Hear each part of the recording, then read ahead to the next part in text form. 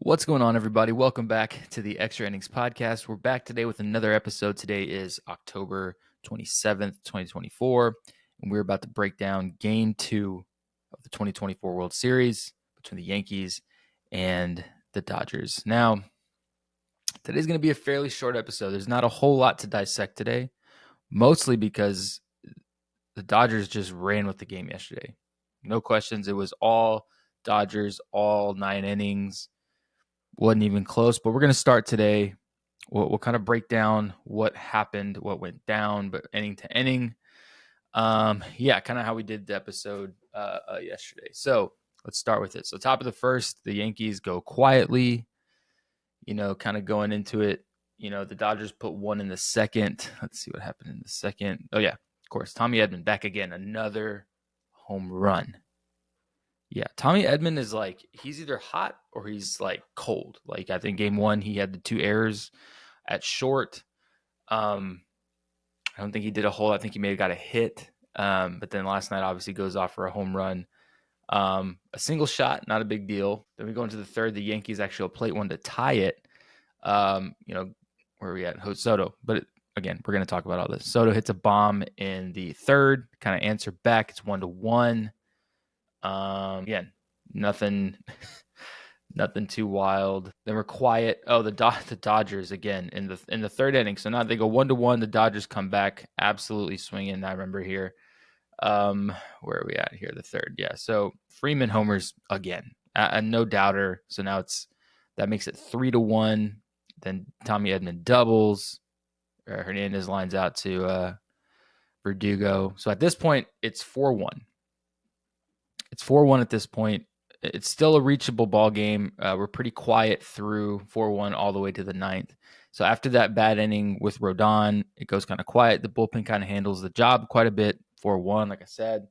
Then we go into the ninth, and the Yankees kind of sort of put something together, I guess is the best way to put it. I mean, so go to the top of the ninth. Taylor's replacing Teoscar Hernandez in the outfield. Yeah. And then Treinen goes into pitch instead of Kopech. Obviously, Treinen's their closer. He's that guy. He's kind of like the Luke Weaver. If the Dodgers are going to go and he can get you some outs in the eighth and then come in and close the game in the ninth. Juan Soto starts off the inning with a hit. Another wild pitch. Juan Soto goes to second. And then Judge, who's going to be a big topic of conversation today, strikes out. In a spot where come on. You got to do something. He strikes out. Then we got Giancarlo Stanton, who singles, obviously. So now runners on first and second. Chisholm singles. I'm sorry. Yeah, so Judge strikes out. Soto is he's on second. Giancarlo gets a hit. Juan Soto scores on the ground ball. Jazz gets a hit. Rizzo hit by pitch, so bases are loaded. Here we go. Oswaldo goes into pinch run for Rizzo. Great decision there. No qualms there. And we got Volpe up, bases loaded, 2-4 ball game, and Volpe strikes out. Then Treinen is going to come out. Vesia goes in. Obviously, they wanted that lefty-on-lefty matchup with Wells. And then Jose Trevino goes in to hit for Wells, obviously. And then on the first pitch, it was an epic commercial break. I was waiting, holding my breath. First pitch from Vesia, first swing from Trevino, line out to center field. And that's how the game ended. Now, let's kind of get into the meat and the potatoes of the reality of this game, right? So everyone, if you don't really watch baseball or people that were watching the game, I've heard a lot of people say, oh, it was another close one, but it wasn't. It wasn't close at all. It really wasn't a close game. The minute the game started, the Yankees they looked flat. I don't know how to describe it. The energy coming off the Dodgers versus energy coming from the dugout of the Dodgers versus the energy coming from the dugout of the Yankees. It's a night and day difference. It's like every one of the Dodgers is just like excited. The Yankees are very stoic, very quiet. And then yesterday, even the way they started the game so quietly, it was just like, do we even want to be here? Was this the goal just to make it? It seems really strange. But the big piece that we're going to have to talk about this. And I talked about it yesterday in my podcast as well. You have to talk about this. And when I say that is this. Something has to be done with Aaron Judge. I'm going to say it. People are going to be upset. People are both sides of things. If you're a Yankee fan, you're mostly on my side in the sense that he's like, what's his average now? 150 with a 605 OPS. 0 for 4 last night, 0 for 4 the night before. And again, people are like, well, he kind of broke out of it. He had two hits in the series with the Guardians. Two. Maybe one was a home run that was clutch. I'll give him that. It was a clutch home run. And then another hit after that, maybe in the last game of the series. But like other than that, he's been dismal. And this is your guy. Like this is who's supposed to be like, he's your captain.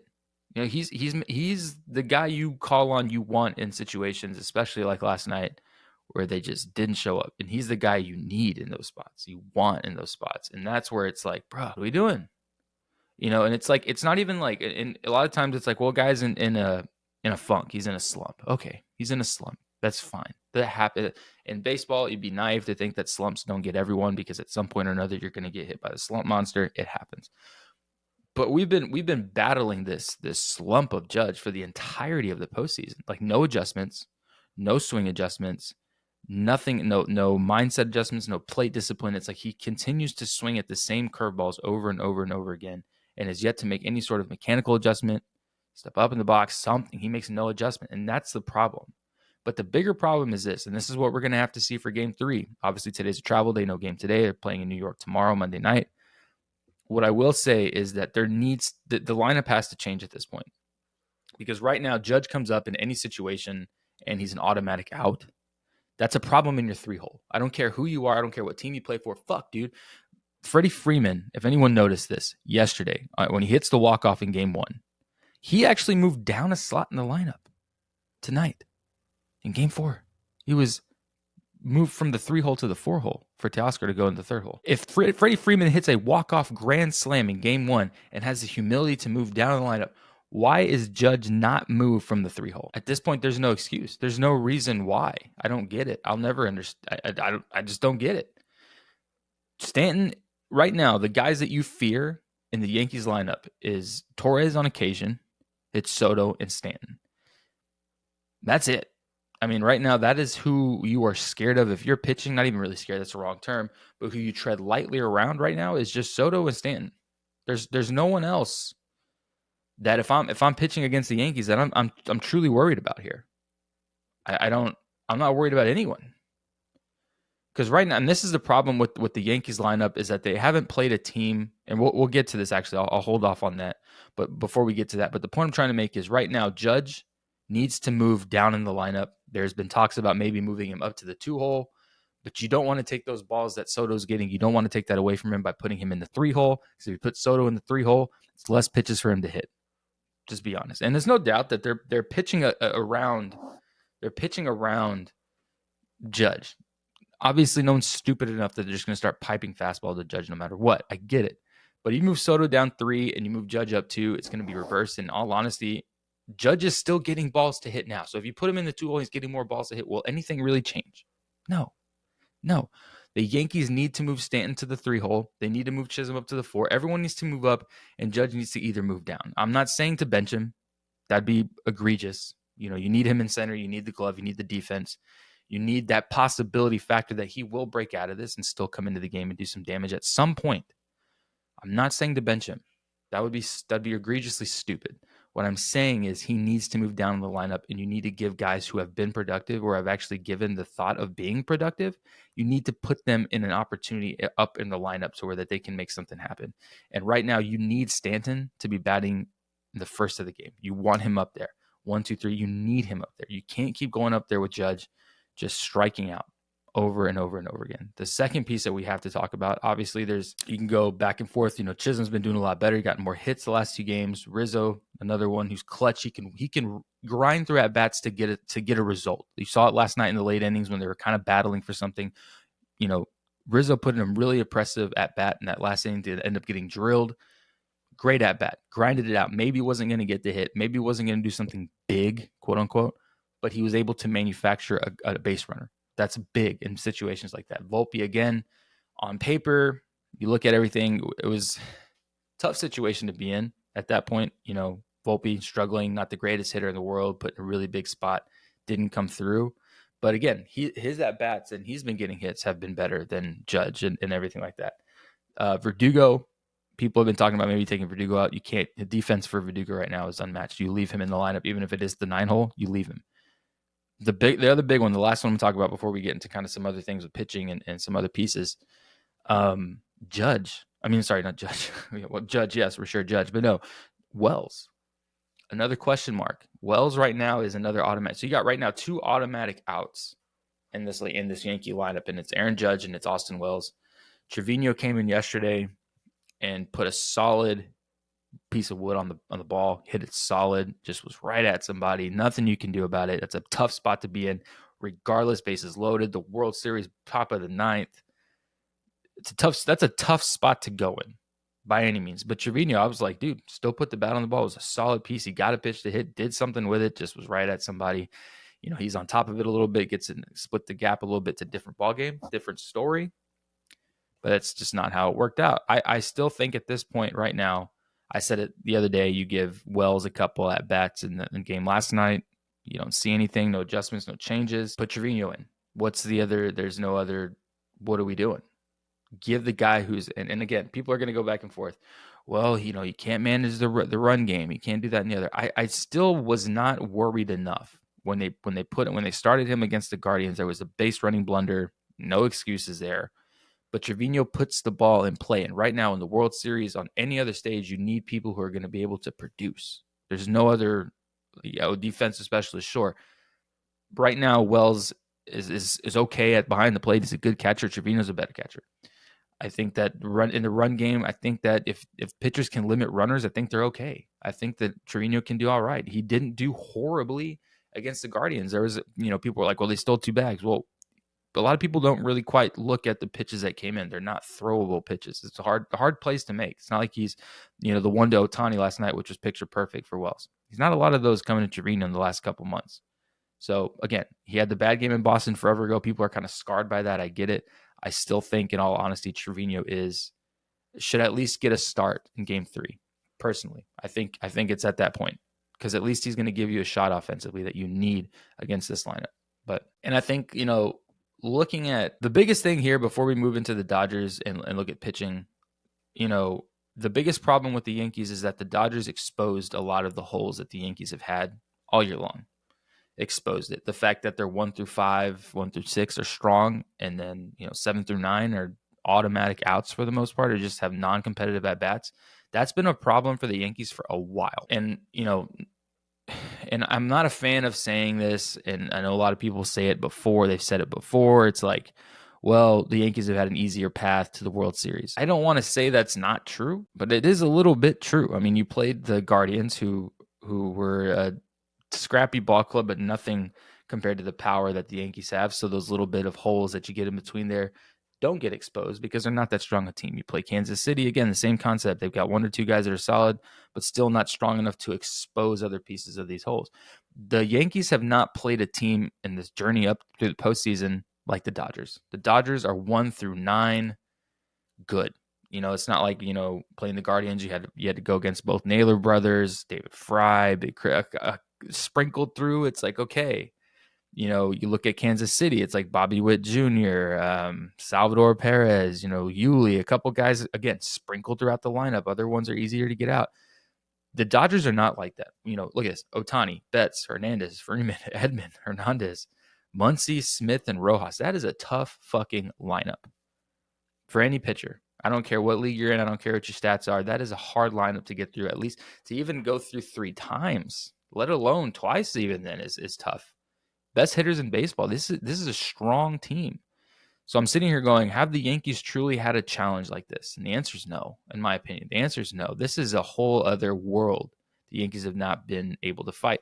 And because of that, some of these holes are going to get exposed. Hence the pitching problems, hence the bullpen issues, hence, like, no offense, and I mean this wholeheartedly. I don't mean this in the wrong way, but like the bullpen is starting to worry me. Once the starter leaves, like yesterday, Rodon had to grit his way through and did not have a good start, but still got us through a little bit. But my bullpen, like the Yankees bullpen going against Dodger hitters, is scary. There is not a pitcher that comes into the game out of the Yankees bullpen that I'm like, okay, he's going to get the job done. Like Clay Holmes yesterday made me nervous as fuck, nervous as hell. Leiter Jr. goes in, and let's just talk about pitching at this point because before we even get to the pitching, I guess we can look at the Dodger lineup, and we're going to talk about the Shohei Ohtani injury. I haven't heard anything. I'm going to look up some news here in a minute because that was a big piece of the game. But real quick, this is the last point I'll hit. Because obviously we know the Dodgers put up 8 hits yesterday. Yankees only got 4, 2 coming in the last innings. So I don't know. That's tough. It's tough.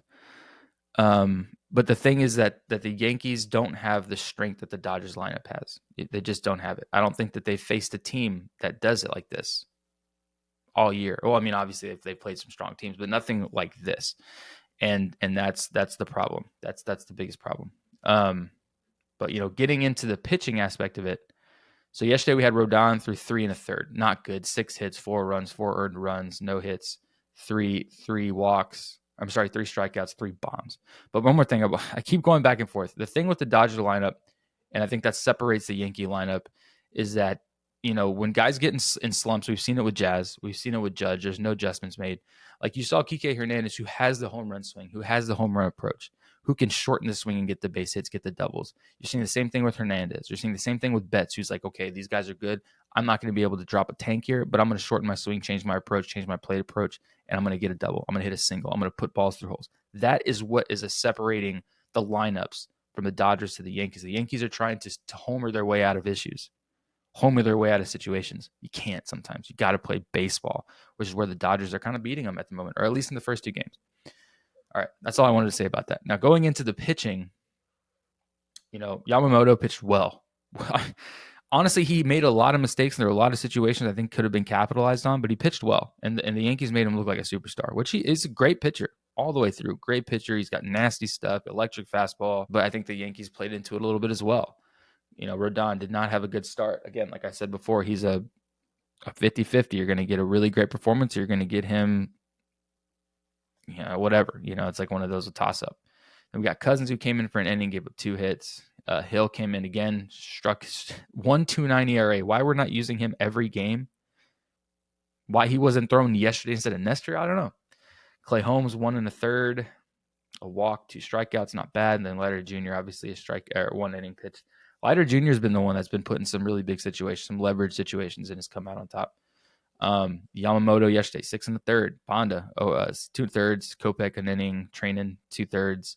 Then Vesia came in for an out. Again, the bullpen, it's just a battle of the bullpens. But again, with how short or how small the starting rotation is for the Dodgers, like, you have to know, like, the Yankees, like, need to get to the starters fast, because if you can exhaust that bullpen, like, that game 4 in this series, whether the Yankees are 0-3 or whatever the situation is for the series, game 4 for the Dodgers is always a bullpen game. So if you can get to these guys' bullpen faster, they're taxed, they're tired. That's almost an automatic win for you if you're going to go into a bullpen game with no bullpen.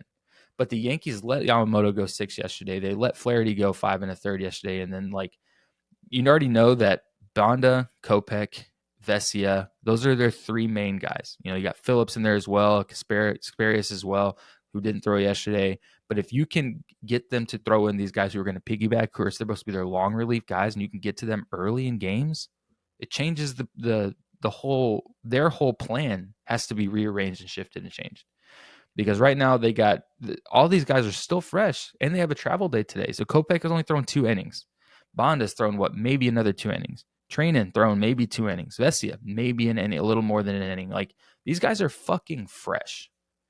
The Yankees have a finite amount of guys in the bullpen, but with all these starters, obviously scratch Nestor, I don't know what that was yesterday, but like Cousins, Hill, Holmes, Leiter Jr., like, we're going to rely on these guys big, and these guys have all now thrown 2 days in a row and have thrown a lot more than the Dodgers have, in my opinion, and that's going to be a problem. But again, the biggest thing to take away from this game, guys, the Yankees need to make lineup changes and need to make plate approach changes. That's the biggest thing, because if they don't, the Dodgers are just going to keep lighting them up and rolling through them like they have been. Like yesterday, the thing that upset me the most was, like, a lot of, like, obviously different, not MLB and not some of these other more baseball focused, news articles were like, another close game in LA. It wasn't close. It wasn't close at all. The Dodgers dominated the Yankees for 8 fucking innings, and the Yankees tried to put a little bit of something back together at the end of the game, which is far too late to do something like that. And here we are, 4-2 ball game, which on paper is close, but in reality, it wasn't. It wasn't anywhere near a close game. So, yeah, it's a little bit. I as a Yankee fan, as a baseball fan, like these games have been exciting. I've been happy to watch these games all the way through. I think that this game drug a little bit because New York has little to no energy right now. And when your guy is struggling and it's visibly there, and you've got two guys who are the only ones really carrying the lineup, rightfully so, you're a little bit bummed. You're a little bit in this weird void of like, what are we going to do? How do we break these guys out? Because really, you can't win games with Judge and with Stanton and Soto. If they're the only ones hitting, we're in for a really short series. So we're going to see. But again, we got game 3 tomorrow in New York, in the Bronx. Travel day today. We're going to have Walker Buehler pitching. We got Clark Schmidt on the mound for the Yankees. It's going to be another good one. This is going to be another deciding game. The Yankees, I'd say right now, and everyone's probably thinking the same thing I'm thinking, like these are must-win games. This is a must-win game. Game 3 is a must-win game, and then obviously if they lose game 3 going into game 4, it's a win or it's over. This is all done. So this game, I think, is the deciding factor. It can be the nail in the coffin. It could be a glimmer of hope for the Yankees. I don't know, but this next game coming in, the Yankees have to change something up. They need to come out. They need to be ready to play. It needs to be a different mentality, a different game. They're going to get home field advantage. They're going to be in their element. That element of how New York, the field plays, could also play opposite side as well. I don't know. But again, it's going to be interesting. And then obviously the last piece we're going to talk about, which I think has already been debunked. Let me see if I can find it. I think I wrote some notes down on it, but I couldn't find an article. So for you guys who watched the game, obviously my mouth dropped. So I want to say this at the end. My mouth dropped when I saw this. I thought, did he break his arm? A lot of my girlfriend thought, did he dislocate his shoulder? But then she also thought with the way he slid and his hand hit the ground that maybe he broke his arm. I didn't think he broke it. It didn't look like he broke it. It looked like the shock of his shoulder coming up pushed it out of place. But obviously, it's just a shoulder injury. I say if it's a shoulder injury and it just popped out, which is what everyone seems to be lying. We haven't heard anything specific. They're optimistic. They're happy about the results they've got so far. The Dodgers, that is. I assume that it's a shoulder issue. Just pop it back in, and he's good to play in Game 3. Because obviously, with Ohtani out, it kind of changes the narrative a little bit. Obviously, it's not it's a blow to the Dodgers. It's a big bat, and it does change the way that they're going to have to structure their lineup. Is going to change a lot, which would also in turn help the Yankees. But as a Yankee fan, as a baseball fan, I want the best to play the best. I want the best to beat the best at their best. I know that's kind of weird, but you want these teams to win and play at their best. That's what makes it exciting. It's like if they start losing guys to injury, especially Ohtani, the great best player in baseball. Obviously, he's been a menace for the Yankee. As a Yankee fan, he's been a menace to watch against. But again, you don't wish that on anybody. You want them to play. You want them to be beaten at their best, and that would include Ohtani in that lineup. So hopefully he's back. Hopefully he's in for Game 3. I think that's still exciting. It's exciting for the game of baseball. I love watching Ohtani play. Who fucking doesn't? But again, it'll be one of those things. But I truly believe that he's in the lineup Game 3. You don't miss it. No way. Well, drug me up, stretch me out, pop it back in, whatever you got to do, put me in the fucking lineup. And Ohtani shares that kind of mentality. So I'm sure he'll be in. But again, guys, tomorrow, must-win game. I keep saying every game's big because right now, the way these are being played, they are huge games. They are very strategic games. They need to be, the Yankees have to win this one in New York. If they lose this one in New York, I might lose all hope as a Yankee fan. I think that might be it because no team's really going to come back from a 3-0 deficit. It's a tough one. It's tough. Has happened. It has happened. By all means, that's part of baseball, and this shit happens, but it's very unlikely, and I wouldn't hang my hat on that. So I'm hoping that the Yanks can pull it out, and that's going to, again, that's, with the way that, Aaron Boone is talking, I'm worried they're not going to make any lineup adjustments. But I think as a Yankee fan, as a baseball fan, as someone who likes to analyze all this shit and talk about it, you need to move Judge down. And there's no excuse for that not to happen at this point.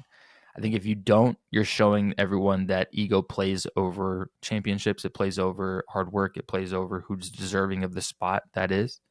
And I think that's going to shine a really negative light on Aaron Judge and Aaron Boone. Going to lose a lot of Yankee fans, I think, if they don't make the adjustment. So, but again, if this is going to be a series, if we're going to really take this seriously, the Yankees are going to need to make an adjustment with Judge until he shows that he's able to make that adjustment, or at least bust out of whatever slump this is. So we're going to see. Again, guys, tomorrow, Game 3, Walker Buehler versus Clark Schmidt in New York. Don't miss it. It's going to be hella exciting. I'm telling you guys, this is a big game to watch. But again, guys, sorry to be somber. I'm a Yankee fan, so this is a little bit, I'm a little worried.